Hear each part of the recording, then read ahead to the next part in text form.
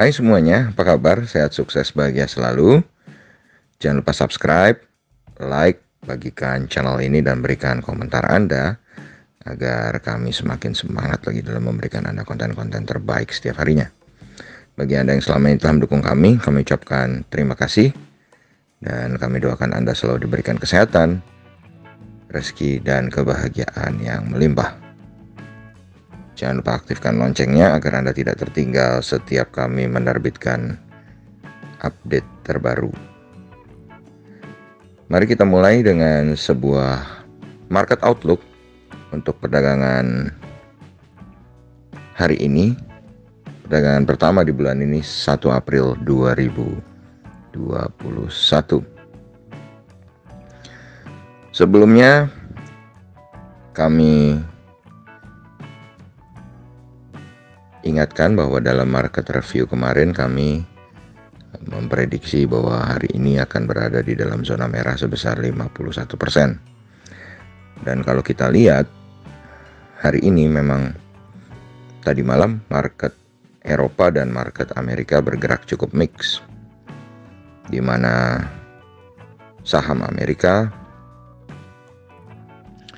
kembali bergerak tidak sinkron, di mana saham-saham teknologi Nasdaq kembali mengalami kenaikan tajam 1,54% atau 201,5 poin ke 13.247. Sedangkan Dow Jones malah berada dalam zona merah negatif 0,26% atau 85,4 poin ke 32.982. S&P 500 sendiri tampak menguat 0,36% atau 14,3 poin ke 3.973. Investor-investor di Amerika sendiri nampaknya masih berputar-putar antara saham teknologi dengan yang lain, menyusul sedikit adanya kebingungan dengan begitu besarnya rencana spending dari Presiden Biden ke seksi infrastruktur. Kalau kita lihat market Eropa tadi malam, maka market Eropa bergerak satu arah, di mana seluruh market Eropa kompak memerah yang dipimpin oleh DAX Frankfurt atau GDXI yang melemah paling tipis 0,07% atau 0,3 poin ke 15.008. Sedangkan FTSE 100 Index London menjadi yang paling dalam, pelemahannya 0,86% atau 58,5 poin ke 6.714. Sedangkan CAC Prancis melemah 0,34% atau 20,8 poin ke 6.067. Kemudian kalau kita lihat dolar indeks sendiri memang mengerem penguatannya atau sedikit tertahan, di mana dolar indeks melemah untuk pertama kalinya dalam minggu ini, melemah 0,098 poin atau 0,1% ke 93,199. Tetapi kalau kita lihat obligasi Amerika masih terus menguat, kembali menguat 1,16% atau 0,02 poin ke 1,746. Dan tentu saja ini berpengaruh pada kurs rupiah, di mana kurs rupiah kembali melemah 0,31% atau 45 poin ke 14.525. Dan melemahnya rupiah tentu saja berpengaruh kepada saham-saham kita di Amerika, yaitu EIDO atau ETF Indonesia yang diperdagangkan di Amerika, atau 31 saham Indonesia yang diperdagangkan dalam bentuk ETF sejenis reksadana yang Anda bisa googling apa saja sahamnya.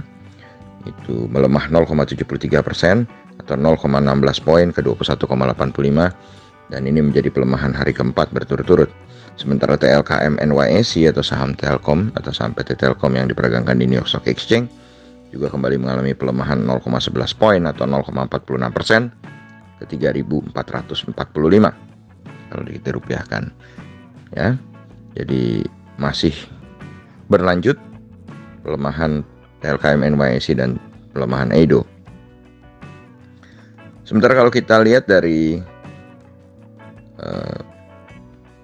pasar komoditi sendiri bergerak cukup mix menyambut turunnya dolar indeks, di mana oil atau WTI Oil atau Western Texas Industries Oil melemah 1,97% atau 1,19 poin ke 59,16. Emas menguat 1,86% atau 31,4 poin ke 1715,60. Sedangkan timah melemah 0,09% atau 22,5 poin ke 25.260. Nikel menguat 1,45% atau 230 poin ke 16.127,50. Batu bara Newcastle menguat 2,4 poin atau 2,56% ke 96,25 untuk kontrak bulan April, dan untuk kontrak bulan Mei batu bara Newcastle menguat 1,65 poin atau 1,85% ke 90,45. Batu bara Rotterdam untuk kontrak bulan April mengalami penguatan 0,07% atau 0,05 poin ke 70,05. Sedangkan batu bara Rotterdam untuk kontrak bulan Mei kembali melemah 0,05 poin atau 0,07% ke angka 70.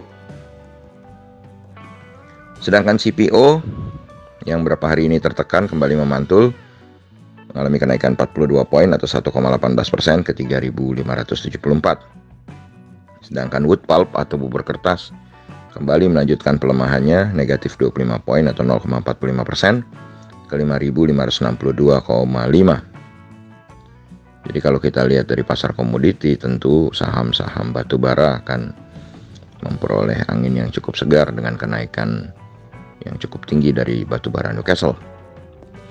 Kemudian kalau kita melihat dari pasar modal Asia yang baru saja dibuka atau bursa regional Asia yang baru saja dibuka, indeks Nikkei 225 Tokyo Jepang melenggang cukup tinggi, naik 352,7 poin atau 1,21% ke 29.532. S&P ASX 200 Sydney mengalami kenaikan tipis 0,26% atau 17,9 poin ke 6.808,60. Sedangkan Kospi Korea atau Kospi Seoul mengalami kenaikan 20,52 poin atau 0,67% ke 3081,94. Sedangkan kalau kita lihat posisi dari Dow Jones Index Future sendiri pada pagi ini berada dalam posisi hijau kecil atau hijau tipis, naik 26 poin atau 0,08% ke 32.924. Straits Times Index Singapura menguat 15,89 poin atau 0,5% ke 3.181,100.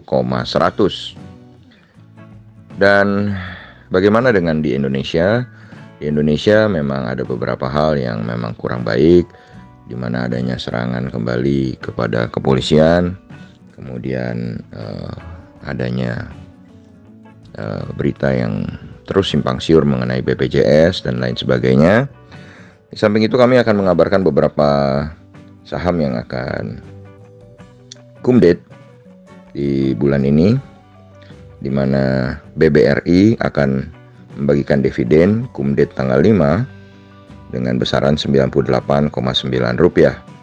Kemudian Maybank atau BNII kumdate tanggal 6 bulan 4, besarannya adalah Rp3,323. Kemudian Semen Gresik atau SMGR akan kumdate tanggal 7 bulan 4 tahun 2021 ini dengan besaran Rp188,3. Kemudian BBNI akan kumdate tanggal 7 bulan 4 dengan besaran Rp44,022. BBCA akan kumdate tanggal 7 bulan 4 sebesar Rp432, dan yang terakhir adalah Tebik atau TBIG akan kumdate tanggal 8 bulan 4 dengan besaran Rp32. Lalu bagaimana dengan arah IHSG? IHSG ada beberapa faktor yang tentu saja akan cukup melegakan, di mana bursa regional Asia tampaknya sudah mulai menghijau dan tentu saja melemahnya dolar indeks yang kita harapkan akan menguatkan rupiah kita hari ini, yang akan membawa IHSG berada dalam zona hijau. Tetapi ada beberapa faktor yang tentu saja akan menekan arah IHSG hari ini. Yang pertama tentu saja situasi Kamtipmas atau situasi keamanan yang setelah diguncang bom dan diguncang lagi ada penyerangan ke Polda kepolisian Mabes Polri ya, ke kantor kepolisian Indonesia. Kemudian adanya juga isu BPJS yang juga masih sedikit menggoyang. Dan kalau kita lihat bagaimana TLKM, NYSE, dan EIDO juga masih berada di dalam zona merah.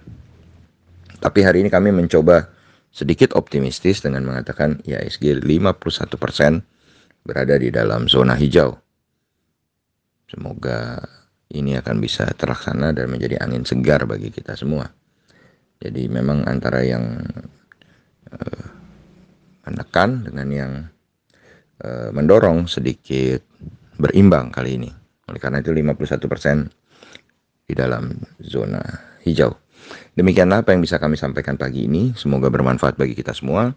Tetap sehat, tetap semangat, maju terus dalam capai profit maksimal pasar modal Indonesia. Dan jangan lupa untuk selalu berusaha berbahagia. Sampai jumpa di berbagai insight dan informasi menarik lainnya dari kami Best Biz ID.